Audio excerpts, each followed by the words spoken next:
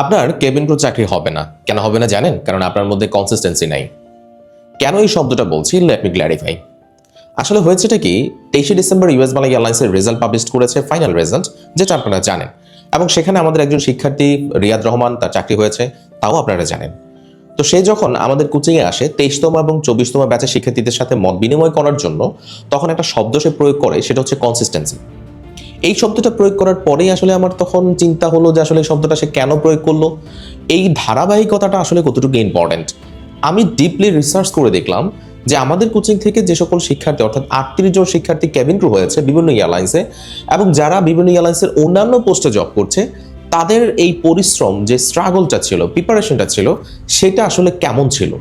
যখন আমি অ্যানালাইসিস করলাম তখন দেখলাম যে সবার মধ্যে একটা জিনিস মিল পাওয়া যায়, তা হচ্ছে কনসিস্টেন্সি। আসলেই ধারাবাহিকতা। আপনি যখন একটা পরীক্ষায় ফেল করেন, আপনি ডিপ্রেসড হয়ে যান, দ্বিতীয়বার আবার প্রিপারেশন নেন না। এবং আপনি যখন বিভিন্ন এয়ারলাইন্সে অ্যাপ্লিকেশন করেন, স্ক্রিনিং টেস্টের জন্য কল পাচ্ছেন না, বা আপনি রিজেক্ট হচ্ছেন, অবশ্যই আপনার গাইডলাইন্স বা প্রিপারেশনের ঘাটতি আছে, কিন্তু তারপরেও আপনি প্রিপারেশন নিচ্ছেন না, আপনি পিছিয়ে যাচ্ছেন, আপনি ডিপ্রেসড হয়ে যাচ্ছেন, আপনি আবার ভেঙে পড়ছেন। কিন্তু আপনার মধ্যে যদি কনসিস্টেন্সি থাকতো, ধারাবাহিকতা থাকতো, এটার সাথে লেগে থাকতেন, তাহলে হয়তো বা কোনো না কোনো দিন আপনি সাকসেস হতে পারেন। যদিও এই চাকরি পাওয়ার ক্ষেত্রে ভালো একটি গাইডলাইন্স এবং ভালো প্রস্তুতির প্রয়োজন আছে। সো আমি এটা ডিপলি রিসার্চ করে দেখলাম যে আসলেই কথাটা খুবই বাস্তব, যে কনসিস্টেন্সি ধরে রাখতে পারলে আপনি কোনো না কোনো দিন কোনো না কোনো এয়ারলাইন্সে অবশ্যই চাকরি পাবেন।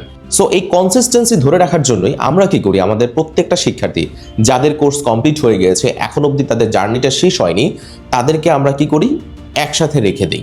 এবং একসাথে রেখে প্রতি সপ্তাহে 3 দিন করে ক্লাস নেওয়া হয় অনলাইনে। আর যার কারণে তারা আসলে এই প্রস্তুতির সাথে ধারাবাহিকভাবে লেগে থাকতে পারে। আর এটাই হচ্ছে সবথেকে বড় রিজন ফ্লাইজব এভিয়েশন একাডেমি থেকে কেন এত বেশি শিক্ষার্থী চাকরি পাচ্ছে অন্যান্য কোচিংয়ের তুলনায়। এই যে রিয়াদ রহমানের কথা বললাম, সেও কিন্তু আমাদের কম্বাইন্ড ব্যাচের স্টুডেন্টই ছিল। পরবর্তীতে আবার সে আমাদের সাথে কন্টিনিউয়াসলি কোর্স করেছে এবং কন্টিনিউয়াসলি তার প্রিপারেশনটা নিয়েছিল। আর ঠিক এই কারণে, এই কনসিস্টেন্সির কারণে তারও চাকরি হয়েছে। সুতরাং আপনারও চাকরি হবে যদি আপনি কনসিস্টেন্সি ধরে রাখতে পারেন। তাই আমি আপনাদেরকে বলবো, অবশ্যই লেগে থাকুন। সফলতার রাস্তা এত সহজ না, জার্নিটা লম্বা, তবে আপনি লেগে থাকলে কোনো না কোনো দিন সফল হবেন। তবে কেবিন ক্রু চাকরি পাওয়া কঠিন বা সহজ, সেই বিতর্কে আমি যাব না। আমার কাছে মনে হচ্ছে কেবিন ক্রু চাকরি পাওয়াটা একেবারে সহজ, যদি আপনার একটা প্রপার গাইডলাইন এবং ভালো প্রস্তুতি থাকে। আর সেই জন্য আপনি চাইলে আমাদের 25তম ব্যাচে ভর্তি হতে পারেন। আমাদের 25তম ব্যাচে ভর্তি চলছে, ক্লাস শুরু হবে 16ই জানুয়ারি। তাই দ্রুত যোগাযোগ করুন, উপরে দেওয়া হোয়াটসঅ্যাপ নাম্বারে SMS করুন, কোর্স সংক্রান্ত বিস্তারিত তথ্য জানুন, তারপরে ভর্তি হন আমাদের নতুন ব্যাচে। ক্লাস শুরু হবে খুবই শীঘ্রই।